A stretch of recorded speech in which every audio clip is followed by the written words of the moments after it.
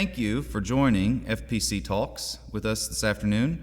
I'm your host, Nick Blain. If you are new to our channel or our church and you like what you see and hear, don't forget to hit that subscribe button and that notification bell so you can stay updated with all of our church activities.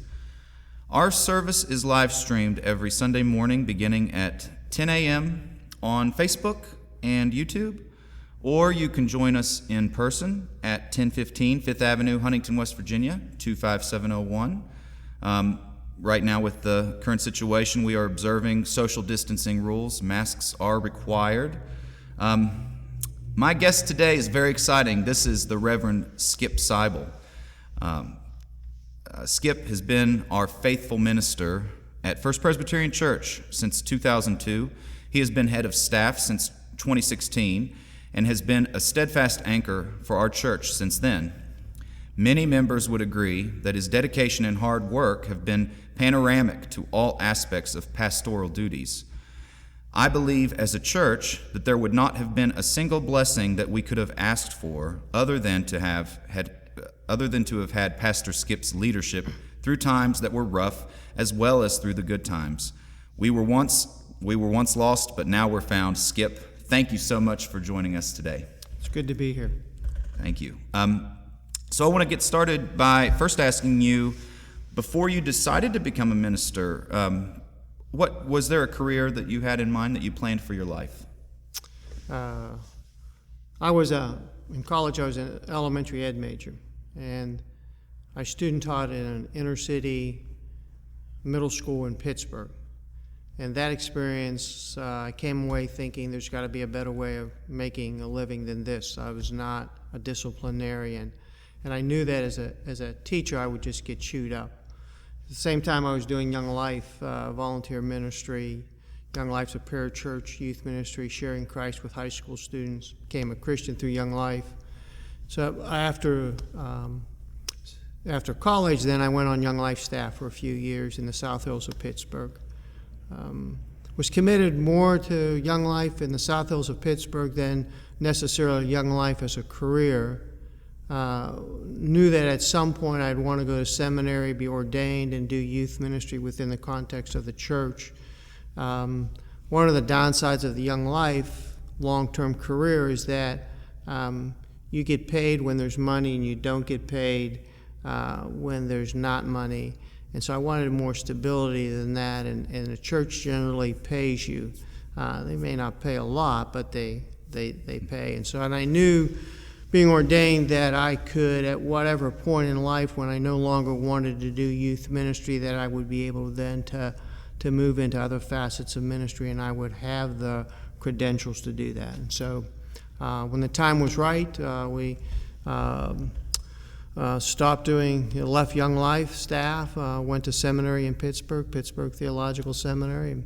They had on-campus housing there that was inexpensive, and my wife could work in Pittsburgh, and so we just stayed right there in Pittsburgh, went to seminary right there. Okay.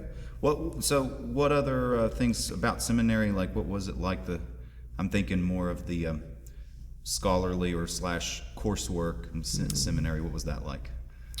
Well, what I remember more about seminary than the coursework was they had family housing, and so we all, a number of family students with children in the same apartment building, all of us at the same boat. We didn't have any money. We were under great stress academically. And so there were some really strong friendships and some really good times. Academically, I probably enjoyed my New Testament classes more than anything else, and at one point I had a vision of being able to do my daily devotionals in the Greek New Testament. Never quite was able to accomplish that, but I tried. So. Wow. Yeah, I was going to ask about your favorite courses or topics. Yeah. But that's nice. Yeah, that the the New Testament, and then Dr. Partee taught a course on Calvin and the Institutes of the Christian Religion that John Calvin wrote, and so I really enjoyed those courses. Great. So kind of moving on into the work life, I remember you worked at 3 churches, which is interesting. And you said the first church you were there for 6 years, the second for 12, and this church now you've been at for 18 years. So let's talk a little bit maybe about the first church. What was it like after seminary, starting out as a minister? The first church we served was in Quincy, Illinois, and so we moved from Pittsburgh, grew up pretty much, lived most of my life in Pittsburgh. Carol's from Pittsburgh too. And yeah. so Quincy's in Illinois, 40,000 people, isolated. And so for us, we weren't quite sure what a town that size would have to offer. And life in the Midwest is a little different than life in Pittsburgh. But we really enjoyed it there. We enjoyed the Eastern time zone. I went out there to do youth ministry, made lifelong friends there. We were there for about 6 years and then really sensed that it was time to move on. And we were looking for another church, not necessarily a church in Western PA, but that's where the call came. And so we moved back into familiar territory in Western PA, about 70 miles north of Pittsburgh. We were there for about 12 years, did primarily youth ministry there, and then the last few years began to transition out of youth ministry into some more adult ministry. Mm-hmm. The first time I took an adult mission trip, I remember thinking, this is a piece of cake. I don't have to be the last one to sleep and the first one up. I don't have to worry about boys throwing each other through the wall or the girls sneaking over to the guys' room. I don't have to worry about the guys trying to put my hand in cold warm water in the middle of the night, any of that stuff. So I thought it was a piece of cake and decided, yeah, it's time to move on into adult ministry. And this was from the first church where you were youth minister to the second church? The second church, that was after the end of the second church. The second church, I did youth ministry in Greenville, and then towards the end of that time, I was transitioning out of youth ministry into some more, what I would say, adult ministry. It got to the place where I really didn't want to eat pizza 3 nights a week anymore, and and so it was time. It was time to move on. So when the call here to Huntington, it was strictly mission and pastoral care. So there was no youth component to it at all. Okay. Well, I'm kind of still talking a little bit about the early career of Skip Seibel. When you were at your first church, I kind of missed, maybe you said it already, but you decided to move back to Western PA because it was closer to where you No, not necessarily. We were interested in another call. I see. And it just happened that God called us to Western PA. Great, okay. We were willing to go wherever. Okay. We weren't necessarily. By that time, most of my family had left the Pittsburgh area for a variety of reasons, so it wasn't, it wasn't a draw. Well, and I wanted to ask about your son, Nathan. Yeah.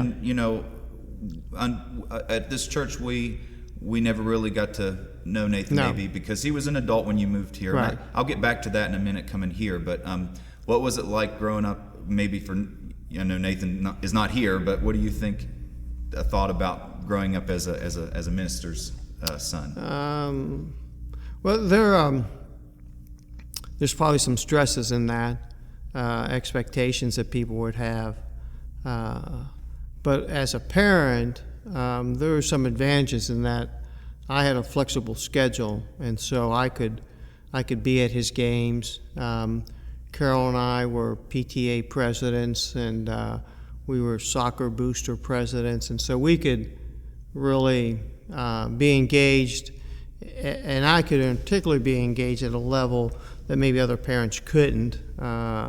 I go to the football games or the track games, and for me that was work because I was doing youth ministry, but I would also be there, and I knew all his friends and that kind of stuff, and so so there were some advantages as to when we would go on a camping trip or a mission trip. I would have to remember that I needed to treat him like another student and not like a son. And so there was one time he had real curly hair, and they braided it in these real tight little braids, and And they asked me about it, and I said, well, on the mission trip, he's just another kid. I don't care. But when we get home, it changes, so. Right. But yeah. Right. So he was kind of growing up in maybe his adolescence was during your second call. Right. Okay. Yeah, he was in third grade when we moved back to Western PA. And he always says I ruined his life because he really liked Quincy. Oh. And when we moved there to Western PA, Quincy had been really strong in basketball and soccer. And so when we moved back to Western PA, he was ahead of other kids in basketball and soccer, but he was behind in math and reading. So, but he had the priorities. He had the math and he had the soccer and the basketball. That was kind of more important. So okay, and then so we came through the second church, and you mentioned about kind of transitioning out of the youth ministry and getting more into the adult ministry, and so one of these questions was, why you felt called to move away from your second church, but it was because the position that you noticed had opened. Yeah, I think sometimes you're at a church and you just realize it's time. It's time to move on. What you can accomplish is done. And that or you need new challenges. You're kind of. A lot of ministry is self-motivated. And sometimes you can come to a place where you're just not as motivated as you used to be, and that is really time then to move on. Mm-hmm. 'Cause it's always better to move before people ask you to move, So but you can. So it was time. It was time to move to a different place, different challenges, and it's the same. I think going here. I think the church is ready for somebody else with a different set of gifts, and that, in my opinion, if I stayed, I would be doing a disservice to the church, because they're really, even though the people of the church might not realize it, I think they're at a place where they're ready for a new leadership with different gifts. So, okay, and we'll get more to the. Especially, thoughts about the future. But let me come back around to when you were looking for churches, or at least when you were finding the church at Huntington, West Virginia, the First Presbyterian Church. Can you give me some thoughts about the process of interviewing here? Was it it was still with Roger, right? Roger was already. Yeah, Roger was here. Right. I don't really remember a whole lot about the process, other than I had an interview in north of Indianapolis, and so we were coming back from that and driving here from Indianapolis, a little north of Indianapolis, to here. Met with the committee in the library, had some phone conversations with people, and we were impressed with. I think the mission work of the church and its commitment to the community, mm-hmm. And so I think for us that was kind of the drawing card. And we had been we just came from, we didn't really want to go to a major city, and so Huntington had 50,000 people, so that was kind of the kind of community we were looking for. Had always served First Presbyterian churches, and didn't see any reason to change that. So this was the first two were First Presbyterian. Yeah. Okay. Yeah. Right, So I've always been First First Pres. All right. Right. So, and our Second Presbyterian family and friends are wonderful too.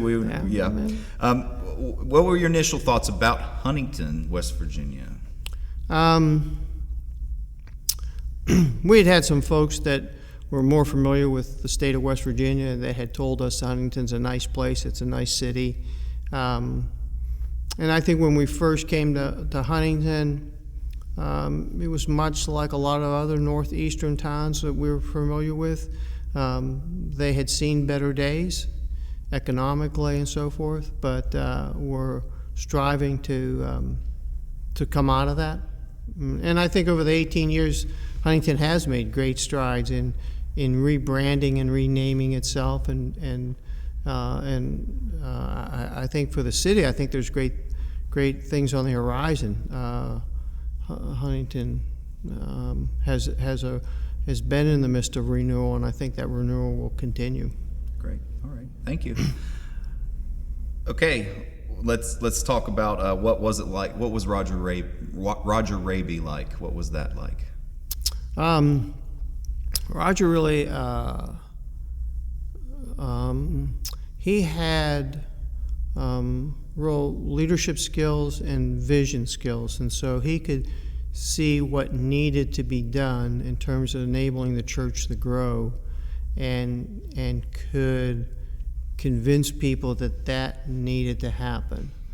The sanctuary was renovated. Right. That's a big... The parking lot was enlarged. So the Friendship Hall was redone, and so a lot of those things that were foundational for the church to grow and to move, and he could see those things and make them happen. Mm-hmm. And day to day things were smooth and good. Good. Okay. Yeah. I want to know maybe what it was like to work with Amy Sutherland, also one of our other. And that was her first. I remember her saying this was her first church out of seminary. Right? Came out of seminary. Amy was is a tremendous preacher. She's had a very gift for language and being able to put stories together and words together and thoughts. She was a pleasure to work with. Amy was a hard worker. We would often joke that if we were at the church with our blue jeans on, it meant it was our day off. So and she did a great job with young adults and reaching out and developing that ministry. Okay. And then I also mentioned the interim minister. Unfortunately, I can't. Olin. Okay. Yeah, I was out of town when he was here. So had you been in a church where they had gone through transitioning through a minister and finding an interim minister, was that any different? This is the first time I've worked with an interim minister, and so Olin was here for about 6 months. It was the kind of thing that the presbytery wanted somebody outside to come in and do a mission study with the church, and so he did that. Personally, I think, and then so he was interim pastor for about 6 months of the 18 months in between pastorates, and so the other 12 months, Amy and I kind of shared that responsibility together, and and I think that was a great, particularly for Amy, a great opportunity to see what it would be like to lead a church.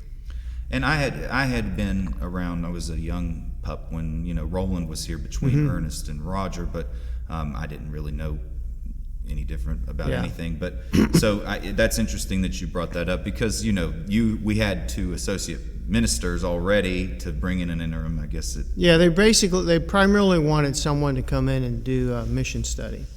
Felt like that would be better with somebody outside, and so Olin came for about 6 months. Okay. And led through that, and then once that process was done, once the PNC was formed, then. Okay. So, if you are watching this, you probably are a member or know some things about our church. We were split up in about 2016. So I want to talk about some of the maybe memories you have leading up to that split. Do you have recollection of maybe when there were first these disagreements, or maybe asking someone like me, it probably was from centuries ago, but Yeah, I think historically, even when I came in beforehand, the congregation was divided in terms of there were people who we would classify as conservative theologically and socially, some are liberal. And so the challenge had always been, and the challenge during Roger's time, was how do you keep those 2 elements together doing ministry? Because together we could do so much more ministry than we could apart. And how do you keep us focused on what we agree on. And in the interim time, Amy and I really worked at that, trying to have us focus on what we agreed upon and begin to really build relationships of trust. Because if you trust one another, then it's easier to disagree. When you don't trust somebody, then you jump to all kinds of false conclusions and motives and things. And so, but then when John came, then the focus really was more on what divided us, and that emphasis on what divided us, and the more conservative element took more of the power and control of the church, and that just led to a lot of frustrations and anger, and eventually that more conservative element of the church just decided to leave and form a new church. Right. So, and during the tumultuous time of the committees, some of us remember that, the stress, and like we discussed, and we won't spend a lot of time talking about that, but just there were some members, I think, at the time who probably felt that they needed to leave, and this was before the core group that decided to leave. This were members who just kind of started to take a break or just take some time away, before 2016. But you had also maybe begun to have thoughts about transitioning into, and I wrote interim work. You told me once it was you were looking to kind of get into something different at one time. Yeah, with the tensions in the church, I was thinking that I would do interim work until I decided to retire. Primarily, I was at that point probably would be very difficult to find a call because of my age. No one's gonna want somebody who's 3 or 4 years, 5 years, 6 years out of retirement, And so I would do interim ministry and went to interim training and was getting ready to do that when the split happened, and then just decided I would do my interim ministry right here, and so that's kind of what happened. Yeah, that's interesting. Yeah. So let's move right up through to the summer of 2016. That first Sunday morning, and I was here. A lot of members were here. That first Sunday morning after the split, we had a lot of members from other churches kind of decided to attend that morning and supporting solidarity. What did that feel like to see so many members of other churches to be here and support us? I really, it's hard for me to even remember that first Sunday. I just remember there being a great sense of unknown and uncertainty of what, exactly the future would hold and how many people were going to stay and that kind of thing. But we came through that in much better shape than initially envisioned. It happened in July, and so oftentimes the summer months are low months to begin with in terms of worship. But more people decided that they would see what happens. Part of it, there was a sense of some people were committed, we're not leaving. Some were saying, well, we're not sure what the church is going to have to offer, and so we'll wait. There was a real question whether or not can you do logos, can you do the Christmas Day dinner, and when people realized that all of those ministries of the church were going to continue on, and then they felt a lot more secure about staying, so we came through that whole process a lot stronger than we thought, and I think it helped bond people together. And when the PNC recently was looking for someone, they were looking for somebody who could help lead a congregation that had difference of views, but had a commitment to stay together and a commitment to find ministry that was stronger and more important than what divides us. And so, and that's what they were looking for, because I think we still are a divided congregation. I mean, we have people from a lot of different backgrounds and different views, but the key is we got to focus on what unites us rather than what divides us. That's good. So that kind of leads me into now in the present. What are some of the blessings you see now that were a challenge to see back then? You already kind of answered some of our mission, our Christmas Day dinner logos, but maybe. Yeah, I think over the last, that helped crystallize. We were forced to look at ourselves and say, who are we and who do we want to be? And so out of that came our mission statement, to know Jesus Christ, to love as he loved, to serve as he served. And I think that gives a guidance then as to how we want to be as a community of faith, and really helped us to crystallize that we have a commitment to Huntington and to ministry locally, and that we want a worship service that has music that's eclectic, that's quality, but a variety of music to try to appeal to a variety of people, because music touches us and moves us in ways that words can't, and different music moves different people. So I think there was out of all of that came a better understanding of who we are and who we want to be. Mm-hmm. Okay, so what about legacy? Are there things that you would hope for the church, moving forward into the future? I think in terms of the church, we've been at this spot since 1870, in this sanctuary since 1896. I think there's a commitment to Huntington and downtown Huntington and being involved in the community to transform the community as well as transforming lives. So I think that's the legacy of the church. Its commitment to being right here and doing ministry. Mm-hmm. For a long time. Yeah. What are some of the things that maybe let's start maybe with Huntington in the area. Are there some things that you're really going to miss about Huntington? Well, obviously you miss people. Yeah. I drove by Ritter Park today and thought I'll miss Ritter Park.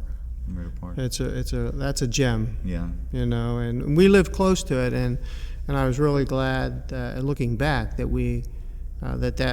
that the house that we found was close to Ritter Park. Yeah. About the church, people, of course, but are there things? Of course, you always have to follow Marshall. Yeah, Marshall. Football as well. Marshall, yeah. We'll have to.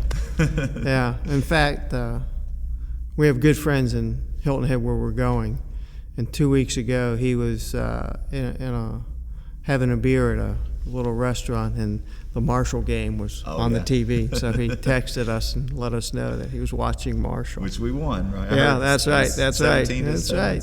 Well, that was the first game when it was like 59-0 Okay, or something like that. Great. Yeah. So. Yeah, good. Yeah, okay. yeah. What are some things you miss about the church? People, logos. Logos. Cowboy lingo.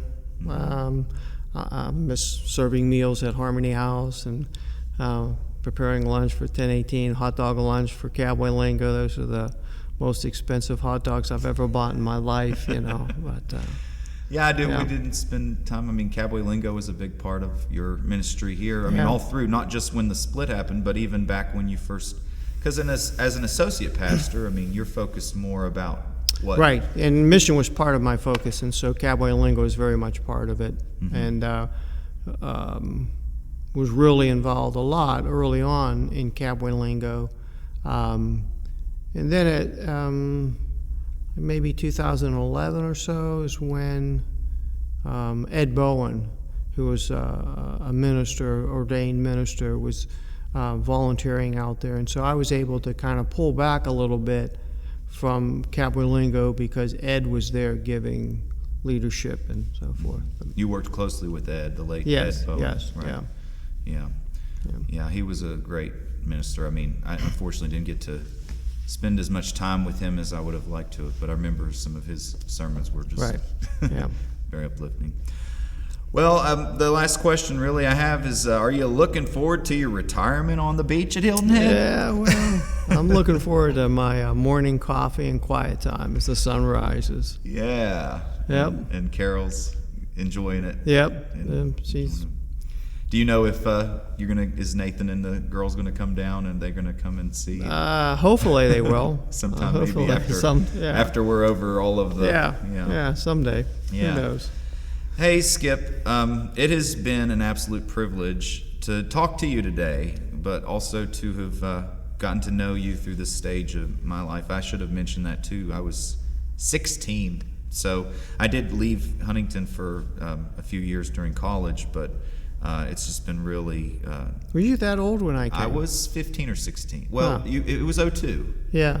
So I was born 85. So I was 16, going on 17. I guess. Yeah. I remember driving down to Bluestone with you and my brother and my mom. Oh yeah. In the church in the van. Yeah. And I think I sat in the front seat and just talked your ear off that trip. Yeah. Old Bluestone. That's another memory. Yeah, Bluestone. Right. Yeah. Oh boy. Well, we as a church, and I'm not the only one, I'm sure everyone in the church, we sincerely wish you and Carol all the best for this new episode in your life. May God give you all the blessings you ask and more. Thank you so much for being with this program. And hopefully there'll be many more of these interviews, FPC talks. Again, if you are joining us on YouTube, please hit that like button if you liked what you saw. Let us know in the comments if we'd like to maybe keep this discussion ongoing. This is a short talk right now, but get in those comments and leave us what you've thought. And until next time, this has been FPC Talks. Thank you, Skip. Thank you. Thank you all for watching.